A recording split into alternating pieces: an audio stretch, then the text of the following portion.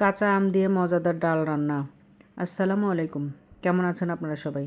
চলে আসলাম নতুন আরও একটা রান্নার ভিডিও নিয়ে। রান্না করব ডাল, একদম এক কড়াই ভর্তি ডাল রান্না করব। ছেলে মেয়েকে ডাল খাইয়ে আমি একদম বিরক্ত করতেই পারছি না। ওরা সবসময় ডাল খেতে অনেক বেশি পছন্দ করে, আর যদি হয় কাঁচা আম দিয়ে রান্না সেই ডাল। আমার মেয়ের তো কোনো কথাই নেই। এক কড়াই ডাল বসিয়ে দিয়েছি, পাতলা করে ডালটা রান্না করব, বেশি ঘনও না একদম পাতলাও না। ডালটা যখন বলক চলে আসছে তখন রসুন, পেঁয়াজ, কাঁচামরিচ, হলুদের গুঁড়া, লবণ দিয়ে ভালোভাবে ডালটা ফুটিয়ে নেব। ডাল ফুটে উঠলে একদম যখন গলে যাবে ফুটে, তখন আবার একটু ঘুটনি দিয়েও আরও বেশি করে গলিয়ে দেব।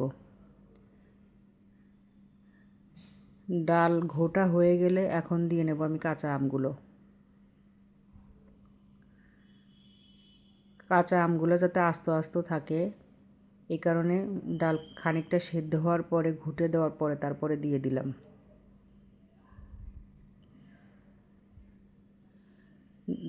আম দেওয়ার পরে কিছুক্ষণ আরও বলক পাড়িয়ে তারপরে বাগারটা রেডি করে নেব বাগার দেওয়ার জন্য।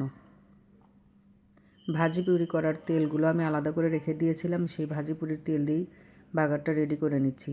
জিরা আর শুকনো মরিচ তেলের মধ্যে ফোড়ন দিয়ে বেশি করে রসুন পেঁয়াজ দিয়ে নিলাম। এটা লাল করে ভেজে ডালটা বাগার দিয়ে নেব। এত সাধারণভাবে রান্না করা এভাবে কাঁচা আম দিয়ে ডাল, কিন্তু খেতে খুবই অসাধারণ। এক প্লেট ভাত ডাল দিয়েই খাওয়া যায়, আর কিছুই লাগে না। ডাল আমার বাসায় এত প্রিয় একটা খাবার, জলপাই দিয়ে আম দিয়ে ডাল, ডাল হলে আর কিছুই লাগে না। ভিডিওটা এই পর্যন্তই। আল্লাহ।